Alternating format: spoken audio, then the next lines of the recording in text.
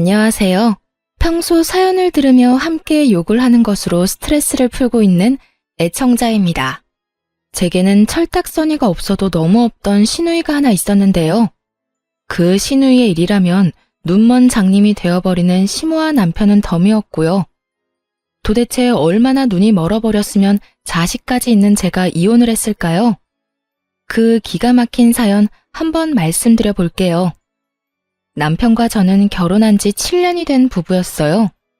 저희 사이엔 핑크를 너무나도 사랑하던 5살 공주님이 있었죠.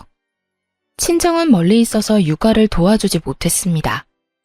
시댁은 친정보단 가깝긴 했지만 그 어떤 도움도 주지 않던 상황이었어요. 그래서 오롯이 혼자 육아를 했고 딸이 울면 안고 달래며 함께 울곤 했어요. 처음 엄마가 되니 너무나도 힘들고 때론 외롭고 또 때로는 참 무섭더라고요. 사랑하는 딸을 키우며 많이 행복했지만 남편도 저도 둘째는 꿈도 꾸지 않았습니다. 그만큼 많이 힘들었거든요. 아무튼 그렇게 눈물로 키운 딸이 5살이 되던 해 충격적인 소식을 하나 들었습니다. 남편과 나이 차이가 꽤 나는 시누이가 20살이 되자마자 덜컥 임신했다지 뭐예요. 심지어 아기 아빠가 누군지도 모르는 아기를 말입니다. 아, 진짜 미치겠어. 지훈이 임신했대. 이 일을 정말 어쩌면 좋냐? 뭐? 아가씨가? 이제 갓 20살밖에 안 됐는데 임신? 남자친구가 있었어? 남자친구가 있었으면 차라리 다행이지.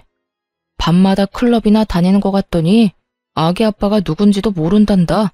내가 참 기가 막혀서. 이놈에게 집에 진짜 머리를 빡빡 밀어넣을 수도 없고 미치겠다 정말. 뭐? 이 일을 정말 어떻게 해? 당연히 수술해야겠지? 나도 그렇게 생각했는데 지훈이가 낫겠다고 고집을 부리는가 봐. 어휴. 남편의 긴 한숨에 제 걱정도 커질 수밖에 없었습니다. 그 후 온 식구들이 나서 신우를 말려봤지만 소용없었어요. 오히려 결심이 확고하게 선 듯 집까지 나가 소식을 끊어버리더군요. 그리고 10달이 지난 후 시누이는 갓난아기를 안고 나타났습니다. 처음엔 눈물 없이 볼 수 없는 모성애를 뽐내며 아기를 잘 보살피더라고요. 무작정 반대만 했던 저희가 미안한 마음이 들 정도로 말이죠. 아가씨, 내가 좀 봐줄 테니 좀 자요. 너무 피곤해 보여요. 아니에요, 언니. 조금 있으면 또 아기 밥 줘야 하는데요, 뭘. 모유 먹이고 아기 잘 때 그때 좀 자면 돼요. 이러다 몸 상할까봐 걱정이네 정말. 아기 엄마가 건강해야 아기도 건강한 거예요. 에이, 걱정하지 마요. 저 진짜 괜찮아요. 이렇듯 밤새 잠도 제대로 못 잤을 텐데 혼자 보살피려고 애쓰더라고요. 낮에 시모에게 아기를 맡기지도 않았고요. 아기의 눈을 보며 많이 사랑한다는 말을 속삭여주기까지 하더라니까요. 그런 시누이를 보며 참 기특하다고 생각하기까지 했는데 아니나 다를까 그 상황이 길게 이어지진 않더군요.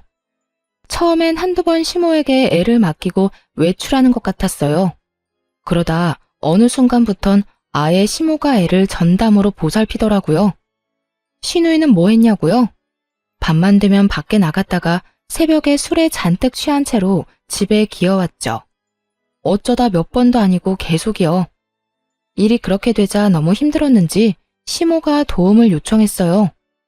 예, 너 회사 마치고 우리 집에 좀 올 수 있니? 오늘이요? 왜요? 무슨 일 있으세요? 다름이 아니라 와서 애 좀 잠시 봐주면 안 되겠니? 내가 요즘 너무 무리를 했는지 온몸이 다 아프다. 아가씨는 뭐하고 어머님이 그 고생을 하세요? 아가씨, 오늘도 집에 없어요? 어제는 아예 들어오지도 않았다. 그래서 이렇게 너한테까지 연락했잖니. 어쨌든 올 수는 있니? 정말 너무 힘이 들어서 그래. 시모가 저렇게 말하는데 어느 며느리가 거절을 할까요? 차마 못 간다는 말이 안 나오더라고요. 그때까지만 해도 하루 이틀 도와주면 되겠지 하고 생각했어요. 저도 딸을 키우며 혼자 힘들었던 적이 많았으니까요. 그래서 결국 그날 일을 마치고 시댁으로 가 아기를 돌봐주었습니다. 그동안 시모는 밀린 잠을 잤고요. 밤늦게야 아기가 잠들어서 저는 집으로 돌아왔습니다. 그런데 하루 이틀을 넘어 그 생활이 점점 길어졌어요. 일주일 정도 지나자 정말 못할 짓이라는 생각이 들더군요. 이런 힘든 생활이 싫어 둘째도 포기했는데 이게 뭐 하는 짓인가 싶더라고요. 시댁에서 그것도 아가씨 애를 보느라 내 새끼를 제대로 돌보지도 못하다뇨. 심지어 회사 생활에도 지장이 생길 정도였습니다. 더 열받는 건 뭔지 아세요? 아기의 엄마는 밤마다 술 퍼마시고 놀고 새벽에는 잠자기 바쁘다는 거예요. 엄마도 아닌 저는 낮에는 일하고 밤에는 남의 애를 보는데도요. 당연히 그 상황을 달갑게 생각하기란 어려운 일이었죠. 그래서 문제의 그날 도우러 오라며 전화한 시모에게 말해버렸습니다. 더는 못 가겠다고요. 어머님, 앞으로는 이렇게 못 도와드릴 것 같아요. 낮에는 회사 생활, 밤에는 아가씨 애 돌보고 집에 가선 딸 챙기고 집안일해요, 저. 몸이 10개라도 모자랄 만큼 힘들어요. 또 제가 노는 사람도 아니고요. 뭐? 네가 안 오면 나는 어떻게 하니? 너는 젊기라도 하지. 난 이제 다 늙었어. 애 보느라고 안 아픈 곳이 없다고 하지 않았니? 그런데 네가 앞으로 안 오면 나랑 이 갓난쟁이는 어떻게 해? 왜 저한테 그러세요? 제가 애 엄마도 아니고 애 엄마가 있잖아요. 어머님도 이 고생하지 마시고 아가씨를 못 나가게 하세요. 머리를 밀든 다리를 분지르든 어떻게 해서든지요. 이게 뭐예요? 그렇게 가족들이 말릴 때는 애 낳아 들어오더니 지금은요. 아가씨 본인이 잘 키울 수 있다고 집까지 나갔던 건 잊었다 쳐도요. 나 몰라라 술만 퍼마시고 다니는 상황이 말이 된다고 생각하세요? 둑이 터지듯 그간 쌓였던 말을 시모에게 다 해주었습니다. 그러나 시모는 전혀 동의하지 않는다는 듯 시누이 편을 들기 시작하더군요. 저를 매몰찬 사람으로 몰기까지 하면서요. 무슨 말을 그렇게 하니? 너 정말 인정이라고 눈꼽만큼도 없는 애로구나. 우리 막내가 애는 낳았어도 이제 21살이다. 너도 그런 시절이 있었으니 잘 알 거 아니야. 그 어린 나이에 얼마나 나가서 놀고 싶겠어. 나 같으면 도와달란 말 안 해도 돕겠다. 저 좋은 나이에 미혼모 된 아이 불쌍하게 생각해서라도. 근데 넌 어떻게 된 애가 힘들다고 시누이 머리카락이나 밀라는 말을 할 수가 있어? 가족끼리 그렇게 매정하게 구는 거 아니다. 가족끼리 돕고 사는 거 저도 참 좋아해요. 그런데 이건 아니죠. 말이야 바른 말이지. 제가 어머님한테 울면서 전화했을 때 뭐라고 하셨어요? 우리 딸 키우느라 너무 힘들어서 겨우 전화했을 때 뭐라고 하셨냐고요. 자기 자식은 자기가 알아서 키우는 거라고 하지 않으셨나요? 그런 어머님이 이제 와서 가족끼리 돕고 사는 거라고 하시니 뭐 썩 와닿진 않네요. 그땐 그때고 지금은 상황이 전혀 다르지 않니? 너는 남편이 있었지만 우리 막내는 혼자이지 않니? 어린애가 남편도 없이 출산하고 얼마나 우울했겠어. 저렇게라도 풀어야 할 거 아니야. 우울한 마음 푸는 거 좋죠. 좋은데 아가씨는 가끔이 아니고 하루가 멀다고 저러고 다니잖아요. 말이 나왔으니까 하는 말인데요.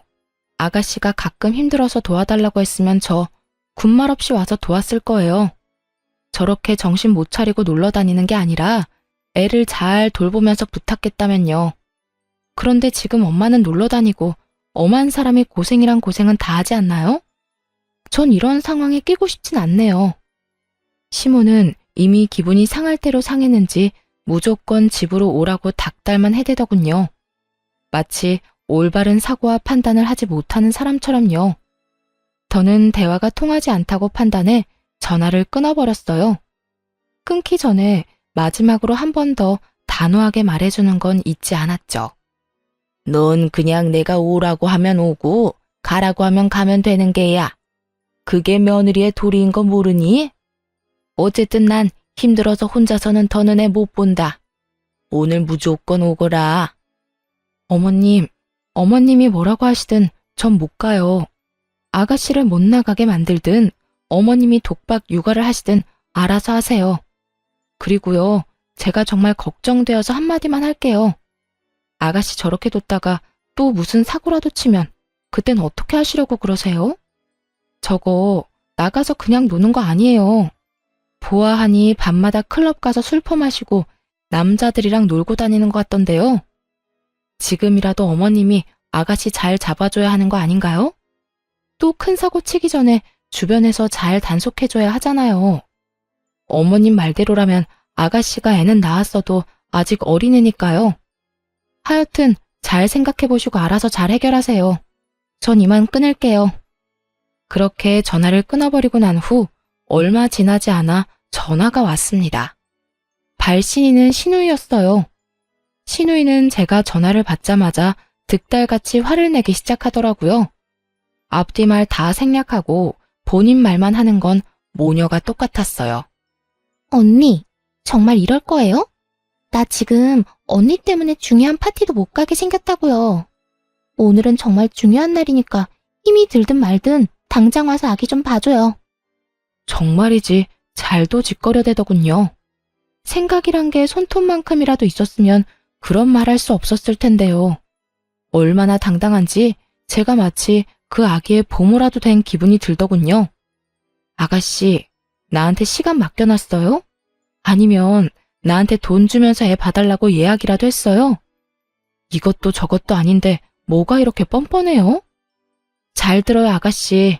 난 아가씨 애를 봐줄 의무도 그 책임도 없어요. 그러니까 파티에 가고 싶으면 애를 업고 가든지 해요. 그럴 상황이 안 되면 집에서 곱게 애나 보고 있어요. 뭐라고요? 클럽에 어떻게 애를 데리고 가요? 그리고 뭐? 의무? 책임이라고 했어요? 가족끼리 서로 돕고 살아야 하는 건 의무이고 책임 아닌가요? 오빠하고 결혼했으니 언니는 이제 우리 가족이잖아요. 그러니까 당연히 날 도와야죠. 난 분명히 말했어요. 오늘 열리는 파티 너무 가고 싶어서 오랫동안 공들였던 파티예요. 난 무슨 일 있어도 가야 하니까 언니가 여기 와서 우리 애 봐줘요, 당장. 혹시 그거 아시나요? 너무 화가 나면 온몸에 힘이 들어가서 눈알이 튀어나갈 것 같다는 사실을요. 신우이의 말을 듣고 있는데 정말 눈알이 튀어나가는 줄 알았어요. 그래서 지지 않고 신우이에게 고함을 질러버렸습니다. 제발 정신 좀 차리세요. 내 애도 아니고 아가씨 애라고요. 이렇게 무책임하게 굴려고 몰래 숨어서 애 낳아온 거예요? 클럽이나 다니고 남자랑 어울려 놀면서 애 방치하려고요? 그러려고 몰래 숨어서 낳아온 건 아닐 거 아니에요.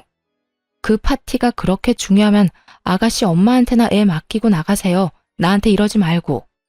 제발 정신 좀 차려요. 엄마는 힘들어서 못 봐준다고 누워버렸는데 어떻게 애를 맡겨요? 그러다 우리 애 잘못되면 언니가 책임질 거예요? 그 책임을 왜 내가 지나요? 그렇게 걱정되면 나가지 말고 애를 보면 되잖아요. 또 이상한 말로 괜한 사람 화 돋우지 말고 아가씨 애는 아가씨가 돌봐요. 그렇게 신우이의 전화도 끊어버렸습니다. 그 후로 오는 전화는 싹 다 무시해버렸어요. 개념은 쓰레기통에 버린 시모와 신우이가 번갈아가며 연락해댔지만요. 전화를 받아봤자 들을 말은 뻔했고 괜히 입 아프게 더 말하고 싶지도 않았어요. 그리고 괜히 말을 섞어 헛된 희망을 품게 하고 싶지도 않았고요. 그렇게 계속해서 그들을 무시하던 어느 날이었습니다. 퇴근 시간이 지났는데도 남편이 돌아오지 않아 전화를 걸며 기다리고 있었어요. 그날따라 아무리 연락을 해도 전화를 받지 않더라고요. 다른 건 몰라도 전화 하나는 잘 받는 남편인데 걱정이 커지고 있던 때였죠. 늦어도 7시면 집으로 돌아오던 남편이 9시가 넘어서야 집으로 돌아오긴 했는데요. 혼자가 아니더군요. 네, 그렇습니다. 다들 예상하셨듯 남편은 품에 자기 조카를 안고서 집으로 들어왔습니다. 양손에는 가득 아기용품을 들고요. 뭐야 당신? 왜 애를 우리 집으로 데리고 와? 그게 엄마한테서 연락이 왔는데 막내가 또 집을 나가버렸다네. 그럼 이 애는 어떡해? 하는 수 없이 내가 데리고 왔지. 들어보니 시모가 잠시 한눈을 파는 사이에 신우이가 또 밖으로 나갔다는 거예요. 저는 연락을 받지 않으니 시모가 남편에게 전화를 했던 것이고요. 시모의 연락을 받고 시댁에 간 남편은 도저히 그냥 올 수가 없었다고 하더라고요. 여기저기 안 아픈 곳이 없다고 곡소리를 내는 엄마를 두고 어쩌겠냐면서요. 참나, 그래서 애를 데리고 왔대요. 그렇다고 애를 데리고 오면 어떻게 해? 그 애는 누가 보는데?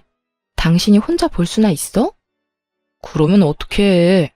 엄마는 계속 여기저기 아프다고 하고 애는 엄마 소리에 맞춰서 우는데. 아니, 내가 보니까 말이야. 우리 엄마 너무 힘들었는지 이 어린애가 우는데 제대로 안아주지도 못하더라고. 남편은 오로지 힘들어하는 시모만 생각하며 그 입장을 대변했습니다. 그 모습을 보고는 폭발해버려 남편에게 속에 맺힌 말을 쏟아내버렸어요. 당신 잊었어? 우리가 둘째는 생각도 안 한 이유. 나 우리 딸이 저 애만 할 때 울면 같이 울었어. 너무 힘들고 무기력해서. 내가 그렇게 힘들 때 당신은 당신대로 회사 일 바쁘다고 안 도와줬잖아. 또 시댁은 이런저런 이유 대면서 애 한 번 봐주신 적도 없었으면서. 그래놓고 나한테 내 새끼도 아니고 아가씨 아기를 돌보란 말이야? 심지어 아가씨가 아파서도 아니고 밖으로 싸돌아다니면서 술 먹고 노는데? 아니, 엄마가 자기 자식 내팽개치는 게 말이나 돼? 왜 내가 아가씨 마음 편하게 놀라고 애까지 봐줘야 하냐고. 당신도 알다시피 막내가 아직 어리잖아. 애가 애를 낳았는데 육아를 제대로 할 수나 있겠어? 당신 말대로 당신도 그렇게 힘들어했는데 우리 막내는 오죽하겠냐고. 육아는 힘들고 나가서 놀고 싶을 텐데. 그러니까 우리가 조금만 도와주자. 우린 한번 해봤으니까 막내보단 나을 거 아니야. 이젠 정말 어이가 없어 헛웃음이 다 나더라고요. 시모와 남편이 아주 똑같은 말을 하더라니까요. 거기에다 당당하게 우리라고 하는 것도 거슬렸어요. 그래서 선을 정확하게 그어주기로 했습니다. 육아에 참여할 생각이 전혀 없다는 뜻을 남편에게 알려준 거죠. 당신 지금 그걸 말이라고 해? 한번 해봤으면 안 힘든 게 돼? 그리고 어쩌다 가끔 도와주는 것도 아니고 매일 밤마다 이럴 거잖아. 이건 우리가 도맡아서 키우는 거랑 마찬가지라고. 난 절대로 아가씨 애 키울 생각 없으니까 알아서 해. 당신이 데리고 왔으니까 다시 데려다 주든 아니면 돌보든 알아서 하란 말이야. 저는 이게 절대 잠깐이 아닐 것이라고 확신했습니다. 남편은 그저 잠깐 도와주는 것뿐이라고 했지만요. 그래서 더욱 단호하게 봐줄 수 없다고 못 박을 수밖에 없는 상황이었어요. 생각보다 더 단호하게 안 된다고 하자 남편도 기분이 상했나 보더라고요. 잠깐 바닥에 내려놓았던 아기용품을 다시 들며 이렇게 말했으니까요. 아, 됐어. 당신이 못하면 내가 하면 되지. 내가 알아서 다 할 테니까 당신은 신경도 쓰지 마. 그러면 당신이 이렇게 화낼 일도 없는 거 맞지? 절대 도와달란 말 안 할 테니까 당신은 당신 딸이랑 잘 먹고 잘 살아. 무슨 여자가 저렇게 정이 없어? 양심은 시댁에 두고 왔는지 남편은 오히려 화를 내며 안방으로 들어가 버렸습니다. 그러면 누가 후회할까 봐요? 전 남편의 말대로 했습니다. 정말 남편과 아기에게는 일절 신경 쓰지 않고 딸의 방에서 생활하기 시작했어요. 그날부터 남편은 아기와 함께 출퇴근을 했습니다. 출근을 하며 아기를 시댁에 데려다주고 퇴근을 하며 아기를 다시 데리고 오는 거죠. 자신만만하던 시작과 달리 남편은 생각보다 빠르게 지쳐갔습니다. 자기 딸을 키울 때도 육아 참여도가 그리 높지 않았는데 오죽할까요?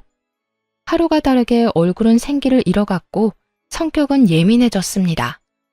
그렇게 시조카와 원치 않는 동고동락을 하던 어느 날 일이 터지고야 말았습니다. 그날은 주말이었는데 시조카를 포함해 온 가족이 집에 있었어요. 저는 주방에서 설거지를 하고 있었고 딸은 거실에서 그림을 그렸습니다. 남편은 소파에 앉아 아기를 돌보고 있었죠. 잠시 평화로운 그 순간 갑자기 거실에서 유리 깨지는 소리가 나지 뭐예요? 곧 딸이 우는 소리가 들려왔어요. 화들짝 놀라 거실로 나가보니 우는 딸의 발 아래 유리 파편이 가득하더라고요. 딸의 발가락 끝에서는 피가 나고 있었고요. 평소 저희 집은 딸아이 때문에 유리컵을 쓰지 않는 편이었는데요.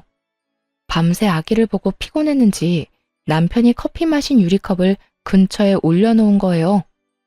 운 나쁘게도 딸이 컵을 건드려 깨지며 발끝을 조금 다친 것이었고요. 많이 다친 것은 아니었지만 자칫하면 큰 사고로 이어질 수 있는 상황이었습니다. 바닥에 떨어진 유리 파편에 발을 더 베일 수도 있으니까요. 그런데 그 상황에 남편은 무얼 하고 있었는지 아시나요? 조카를 소파에 눕히고 똥기저귀나 갈고 있더라고요. 혹시나 다친 곳이 없나 이리저리 살피면서요. 딸, 울지 말고 움직이지도 마. 엄마가 와서 다 처리해 줄 거니까. 아빠는 지금 동생 기저귀 갈아줘야 해. 조금만 기다려. 이게 유리 파편이 떨어진 바닥 한가운데 서서 울고 있는 딸에게 할 말인가요? 그리고 조카 똥기저귀 가는 게 그렇게 중요한가요? 유리 파편을 밟을 위험에 처해 있는 딸보다도 더?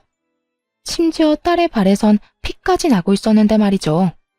그 광경을 보는데 정말 당장이라도 손을 날려버리고 싶더라고요. 일단 얼른 딸을 안전한 곳으로 데리고 와 치료를 해주었어요.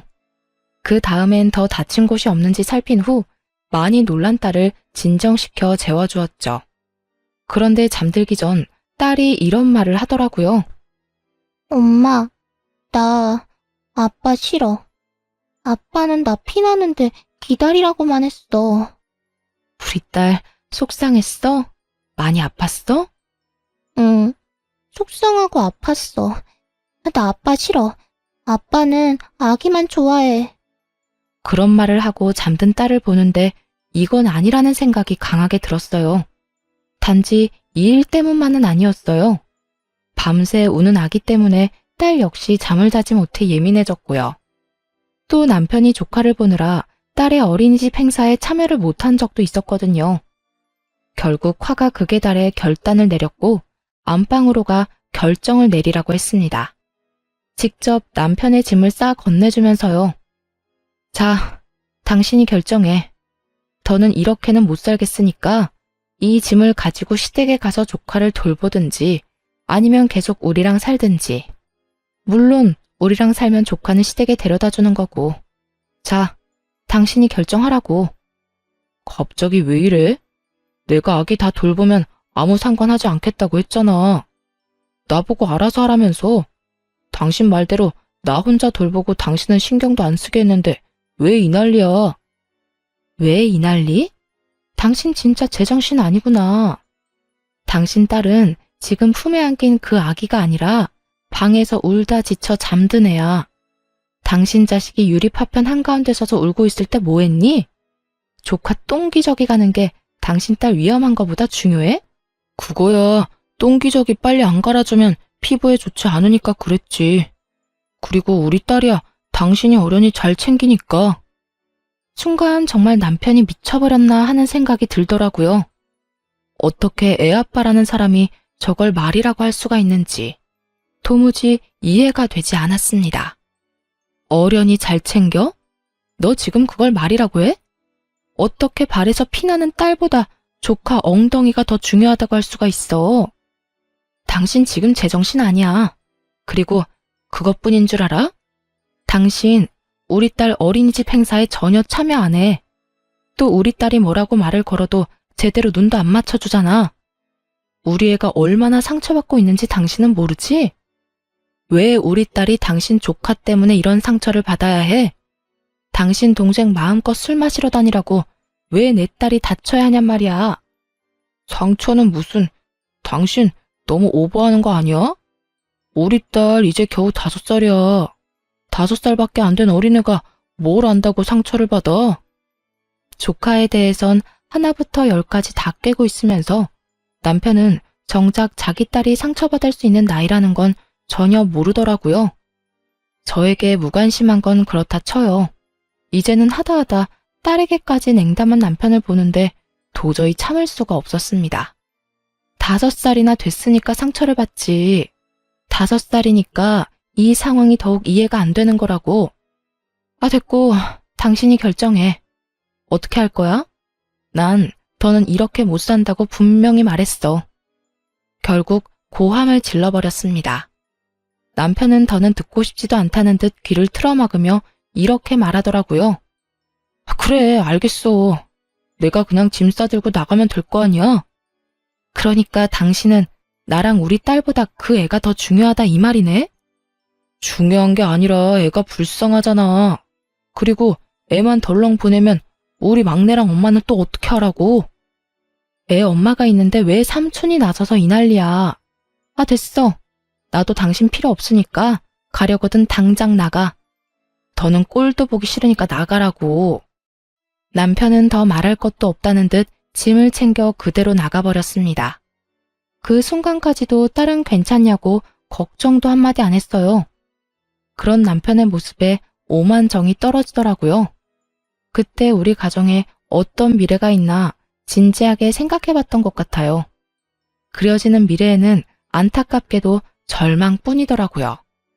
딸의 미래를 생각하면 남편을 잘 구슬려서 살아야 한다 싶다가도 남편을 보면 가정엔 관심도 없는 아빠가 있어봤자 뭐 하나 싶었습니다. 지금도 저딴 식으로 구는데 조카가 커지면 또 어떻겠어요? 더 큰 도움이 필요할 때마다 남편이 어떻게 행동할지는 불보듯 뻔한 일이었죠. 그렇다고 해서 시누이가 정신을 차릴 것 같지는 않았고 시모 역시 중간 역할을 똑바로 해줄 거란 기대는 전혀 없는 상황이었습니다. 그렇게 남편과의 이혼을 진지하게 고민하고 있던 때였어요. 시모가 전화를 하더라고요. 너 집안의 가장을 그런 식으로 내쫓는 거 아니다. 들어보니 네 딸이 그렇게 크게 다친 것도 아니던데. 고작 그런 걸 가지고 이렇게 남편을 쫓아낸다는 게 말이나 되니? 말은 바로 하세요. 제가 쫓아낸 게 아니라 남편 스스로 나간 거고요. 그리고 오늘 일어난 일 하나 가지고 이혼하자고 한 줄 아세요? 남편이 자기 조카만 돌본다고 자식이랑 마누라는 나 몰라라 하면서 살았다고요. 어머님 말대로 한 집안의 가장이라는 사람이요. 가족끼리 돕고 살다 보면 그럴 수도 있는 거지. 넌 하여튼 애 엄마가 어떻게 그렇게까지 매정할 수가 있니? 매정? 지금 매정이라고 했어요? 제가 매정한 거면 이 아가씨는 인간도 아니겠네요. 뭐야? 너 지금 내 딸한테 인간도 아니라고 했니? 그렇잖아요. 이까진 일로 매정하다는 말을 듣는 거면요. 자기 배 아파서 낳은 자식 나 몰라라 하고 밖으로 놔두는 아가씨는요. 그럼 인간도 아닌 거 아닌가요? 아니, 짐승만도 못한 거네요. 짐승들도요, 자기가 낳은 새끼는 지극정성으로 돌봐준다고요. 시모는 할 말이 없었는지 기가 막힌다는 듯 혀를 찼습니다. 그리고 으름장을 놓기 시작하더군요. 말하는 거 하고는 하여튼 남편 필요 없다고 쫓아낸 사람은 너니까 나중에 후회 말아라. 또 아쉽다고 내 아들 찾지나 말고 우린 우리끼리 잘 살 테니 넌 너대로 네 딸이랑 잘 살라는 말이야. 시모의 말을 듣고 있는데 비로소 결심이 서더라고요. 이 정신 나간 집안이랑 연을 끊어야 한다. 그래야 나와 내 딸이 제대로 살 수 있다. 제가 원하는 바네요. 사리 분별 못하고 오로지 엄마랑 동생만 챙기는 남편, 저도 필요 없어요. 아들이나 잘 데리고 사세요. 누군 그딴 남편 필요해서 같이 산 줄 아세요? 지금까지 전혀 도움도 되지도 않았고 앞으로도 도움될 일 없을 것 같거든요. 나중에 아들 좀 데리고 가란 전화나 하지 마세요. 그대로 전화를 끊어버리고 하나둘씩 이혼 준비를 하기 시작했습니다. 그런데 딸과 행복하게 지내는 와중 시누이에게 전화가 왔습니다. 당장 병원으로 오라고요. 새벽녘에 갑자기 전후 사정 설명도 없었습니다. 그저 다급한 목소리로 병원으로 오라고 하곤 끊겨버린 전화에 많이 놀랐죠. 결국 가까이 살던 친한 언니에게 딸을 맡기고 병원으로 갔어요. 그리고 도착해서야 시조카가 열이 심하게 나 병원에 왔다는 걸 알게 되었어요. 병원으로 오는 내내 최악의 상황도 상상했던 터라 놀란 가슴을 진정시켰죠. 그런데 시누이가 다가오더니 다짜고짜 손을 올리는 것이 아니겠어요? 화가 많이 난 듯한 시누이가 씩씩거리며 뭐라 했는 줄 아세요? 정말 가관이었어요. 이제 속이 편해요? 내 아들이 저렇게 아프니까 속이 편하냐고. 이게 다 너 때문이야. 네가 잘 돌봐주기만 했어도 저렇게 아플 일은 없었을 거라고. 시누이는 자기 아들이 감기에 걸려 열이 나는 것까지 제 탓으로 돌렸습니다. 그런 신우이에게 제가 받은 그대로 돌려주며 말했어요. 야, 이게 왜 다 내 탓이야? 내가 웬만하면 네 인생이 불쌍해서 참아보려고 했는데 말이야. 보자 하니까 이게 선을 넘네. 네가 덜컥 임신까지 하고 책임지지도 못하면서 애를 낳아서 이렇게 된 거잖아. 게다가 제대로 돌보지도 않았으면서 뭐? 잘못은 하나부터 열까지 자기가 다 해놓고 어디서 책임전가야? 지금 상황이 어떤 줄이나 알아? 너 하나 때문에 나랑 네 오빠 이혼하게 생겼어. 알고 있냐고. 고함을 지르며 현실을 말해줬지만 신우이는 들리지도 않는 사람 같았어요. 그저 자기의 붉어진 뺨을 어루만지며 왜 때리냐고 소리만 지르더라고요. 지금 나 때렸니? 네가 뭔데 나한테 이딴 짓을 해? 네가 뭔데? 너는 때려도 되고 난 하면 안 돼? 이딴 취급을 받고 싶지 않았으면 네가 똑바로 살았어야지. 행동은 개차반으로 해놓고 대우는 또 기빈 대우를 받고 싶어? 야, 그건 도둑년 신보야. 하긴 밤낮으로 남자랑 논다고 정신이 나갔는데 예의 도리를 알기나 하겠니? 딱 한마디만 더 할게. 네 아들이 저렇게 아픈 건 나 때문이 아니고 너 때문이야. 네가 아들은 나 몰라라 하고 밖으로 나다녀서 그런 거라고. 그러니까 누굴 탓하지 말고 정신 나간 네 탓을 해. 알겠어? 그렇게 신우이와 제가 언성을 높이고 싸우니 남편이 득달같이 다가왔습니다. 혹시나 했지만 역시나 신우이 편을 들고 나서더군요. 그 모습을 보는데 이혼은 정말 탁월한 결정이었다 싶었어요. 당신 지금 내 동생 때렸어? 당신이 뭔데 내 동생한테 손을 대? 미쳤어? 제정신 아니지? 제정신 아닌 사람이 누군데 이 난리야. 그리고 내가 먼저 맞는 건 못 봤니? 한참 어린 신우이가 때리는데 맞고만 있어야 정상인 거야?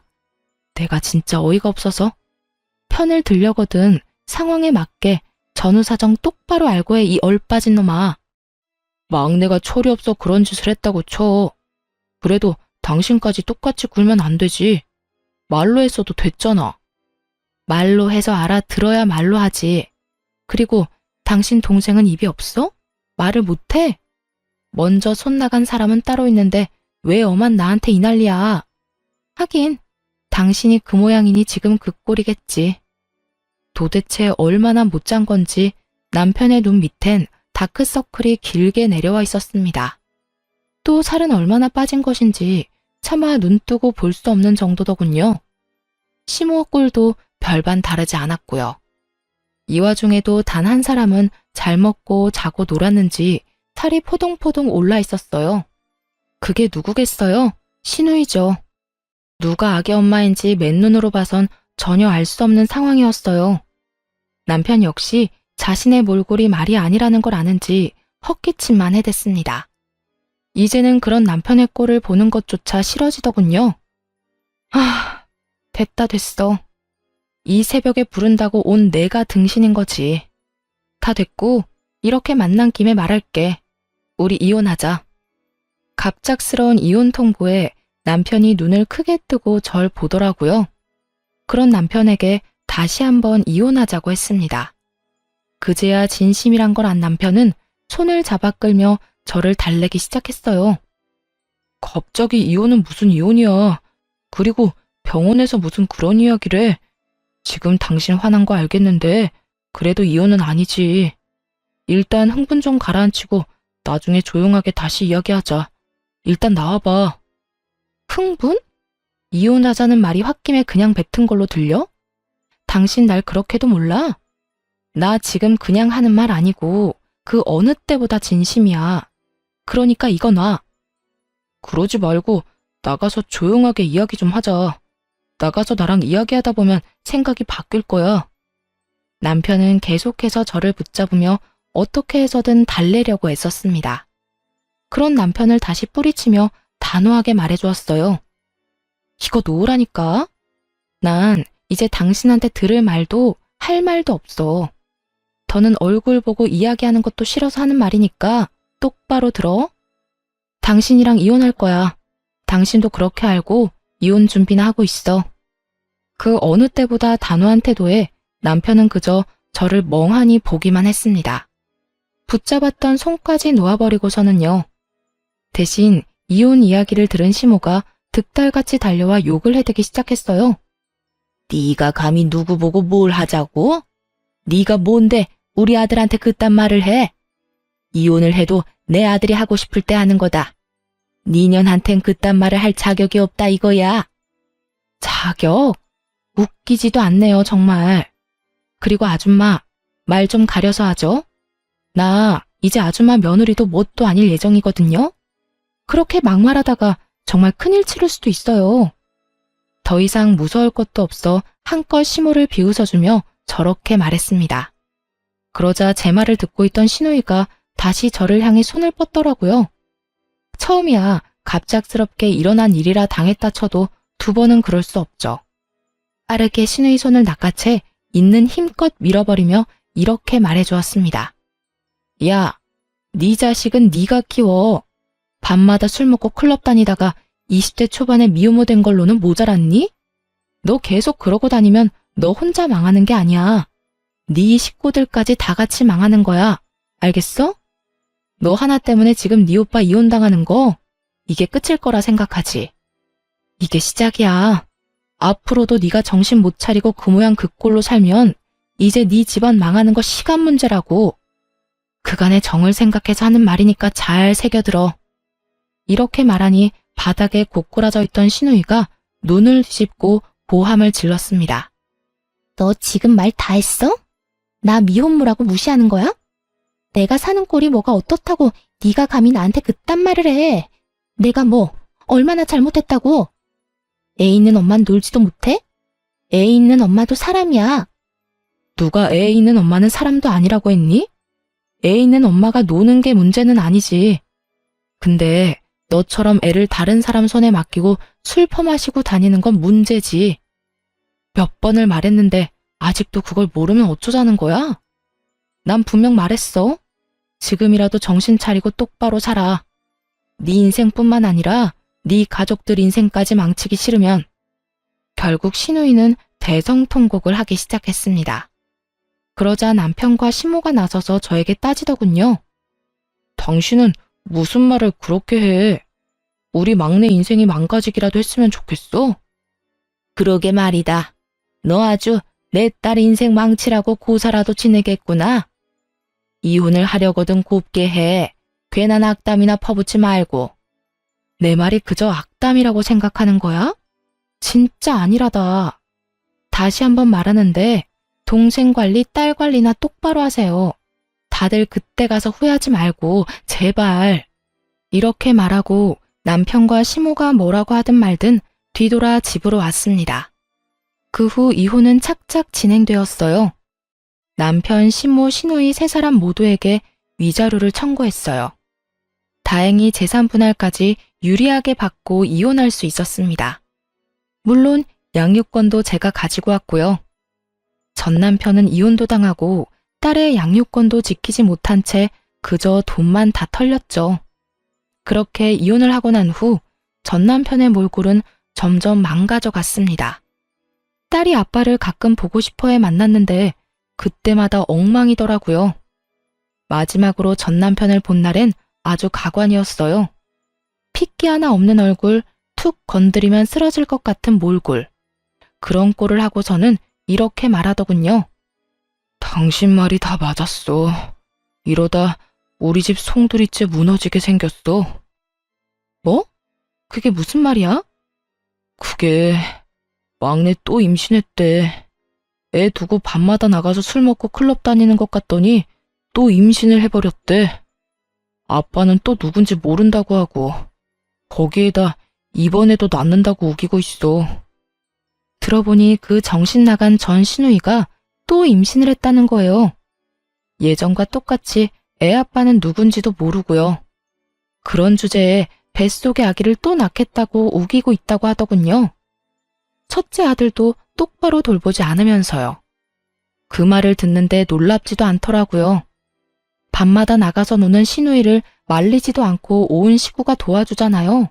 당연히 그런 일이 또 일어나고도 남을 상황 아니었나요? 그러게 내가 진작 당신 동생 단속 똑바로 하라고 했지? 그때 당신이 나한테 뭐라고 했어? 악담하지 말라고? 지금 이런데도 그저 악담이었다고 생각해? 당신 말이 다 맞았어. 당장 첫째도 제대로 안 보는 애가 둘째를 낳겠다고 우겨대는데 나 내 동생이지만 이제는 무섭기까지 해. 아, 진짜 어떻게 해야 할지 모르겠어. 그때 당신 말을 들었으면 이렇게까지 되지 않았을 텐데. 하소연하며 우는 남편을 보는데 안타깝기는커녕 한심하기 그지없더라고요. 그렇게 싸고 돌 때는 언제고 이제 와서 저렇게 울고불고 후회하다뇨. 소 잃고 외양간 고친다고 한들 달라질 건 하나 없으니까요. 그렇게 한참 눈물을 짜내던 남편이 급하게 제 눈치를 살폈습니다. 뭔가 수상하다 싶었는데 이상한 헛소리를 짓거리기 시작하더군요. 당신 말대로 나 이제 그냥 내 인생만 생각하면서 살려고. 막내 일에는 상관도 안 할 거야. 그래서 하는 말인데 우리 다시 재결합하면 안 될까? 우리 딸 언제까지 아빠 없이 지내게 할 수는 없잖아. 뭐? 너 지금 재결합이라고 했니? 너 힘들어지니까 재결합을 하자고? 미쳤어? 아니, 나 힘든 건 둘째치고 우리 딸 생각해서 하는 말이지. 당신은 우리 딸 불쌍하지도 않아? 전 남편은 딸을 핑계로 내세우며 재결합을 요구했습니다. 정말 웃음만 나오더라고요. 이전의 일은 기억도 못하는 듯 했죠. 그렇게 딸을 생각하는 사람이 여동생의 자식을 키우느라 이혼당했다는 거요. 그렇게 딸 걱정한다는 사람이 뒤도 돌아보지 않고 이혼했니? 사는 게 지옥 같으니까 이제 와서 우리가 아쉬워? 혹시 해서 하는 말인데 우리한테 도망쳐올 생각은 하지도 마. 알겠어? 무슨 말을 그렇게 하냐? 난 진짜 당신이랑 우리 딸 걱정되어서 하는 말이라고. 내 진심을 그런 식으로 왜곡하면 내가 섭섭하지. 뻔뻔함이 정말 하늘을 찌르겠더라고요. 더는 이런 인간과 대화를 나눌 필요가 없다는 생각이 들었어요. 그래서 딸을 챙기고 일어나며 전 남편에게 말했습니다. 섭섭하든가 말든가 그건 당신 사정이고 헛소리할 시간에 양육비나 제대로 보내. 요즘 계속 지급이 늦어지던데 계속 이러면 네 딸 얼굴도 못 볼 줄 알아. 그까짓 양육비 잘 보내면 될 거 아니야. 얼마 되지도 않는 돈 가지고 독촉하기는. 나라고 당신이 좋아서 재결합하자고 한 줄 알아? 다 내 딸을 위해서 그런 거지. 아, 그거 참 다행이네. 당신 말대로 딸을 위하는 거면 양육비나 제대로 보내. 재결합 같은 헛소리 하지 말고. 그래도 딸이 걱정되면 양육비를 더 줘도 좋고. 그 말을 끝으로 딸을 데리고 집으로 돌아왔습니다. 그 뒤론 전 남편에게서 온 연락은 없었습니다. 양육비도 들어오지 않아 문제이기는 했지만요. 들리는 소문에 의하면 남편은 연락처를 바꾸고 지방으로 갔다고 하더라고요. 전 시모 소식도 함께 들려왔어요. 든든한 조력자였던 아들이 그렇게 잠적해버리자 태도를 바꿨다고요. 혼자선 감당이 되지 않았는지 집 하나를 팔아 작은 방을 얻어주었답니다. 그러고는 전 신우이에게 이렇게 말했대요. 더 애를 낳든 말든 네 자식 데리고 앞으로 알아서 살라고요. 그 후에는 모녀의 연을 끊다시피 하고 연락도 받지 않는 상태라고 하더군요. 이사간 집 주소조차 알려주지 않는다나요? 상황이 그렇게 되자 전 신우이는 뻔뻔하게도 도와달라고 연락해 왔습니다. 언니, 잘 지냈어요? 이제 와서 왜 이래? 듣자 하니 상황이 좋지 않던데 도움을 구하려고 연락한 건 아니지 설마? 그게 맞아요. 언니, 나 좀 도와주면 안 돼요? 혼자 애를 보려고 하니까 너무 힘들어요. 애정을 생각해서 좀 도와주면 안 될까요? 임신을 해서 입덧도 심하고 애는 계속 울고 이러다 미칠 것 같아요. 야, 미치려면 혼자 미쳐. 어디 애먼 사람까지 미치게 만들려고 수작질이야? 네가 저지른 일은 네가 알아서 해결하고 다신 연락도 하지 마. 언니, 그러지 말고 제발 잠시만 우리 애 좀 봐주세요. 네? 너 같으면 네 애를 봐주고 싶겠어? 너 때문에 내 가정이 이렇게 망가졌는데 헛소리 하지 말고 다신 연락도 하지 마. 전화를 끊기 전 입에 담기 힘든 험한 말을 한 바가지 해줬어요. 차마 사연엔 다 쓰지 못했지만요. 그 뒤론 연락도 하지 못하게 차단을 해버렸고요. 그런데 정말 웃기지 않나요? 제 조언은 콧방귀를 끼고 싸고 돌며 막말로 몰아가더니 결국 이게 뭐예요? 실제로 제 말대로 되니 나몰라라 하고 다 도망갔잖아요. 아무튼 저는 모든 인연을 정리하고 딸과 함께 행복하게 잘 지내는 중입니다. 5살이던 딸은 이제 초등학생이 되었어요. 전 딸의 학교 근처에 작은 카페를 차려 딸 뒷바라지와 일 둘 다 잘하고 있고요. 대박이 난 카페는 아니지만 자리가 좋아 꾸준히 손님이 있는 편이에요. 그 덕에 생활하는 데는 큰 어려움이 없습니다. 딸이 하고 싶다는 것들은 웬만하면 다 하게 해주며 지내고 있어요. 지금 가장 만족스러운 점은 단연 혼자서도 딸을 잘 케어할 수 있다는 점이에요. 딸에게 무슨 일이 생기면 언제든 가게 문을 잠시 닫고 갈 수 있으니까요. 싱글맘인 저에겐 카페는 더없이 좋은 직장이죠. 물론 딸이 가끔 아빠 이야기를 꺼내긴 합니다. 하지만 보고 싶거나 그리운 마음은 아니라고 하더라고요. 그런 말을 들을 때면 마음이 찢어지게 아프긴 하지만 아파하는 만큼 더 사랑으로 보살피려고 합니다. 그러면 딸의 외로움과 아픔도 옅어지는 날이 오겠죠? 앞으로도 지금처럼 딸과 함께 잘 살아가 보려고요. 이로써 저의 긴 사연도 끝이 났네요. 함께 해주셔서 감사합니다.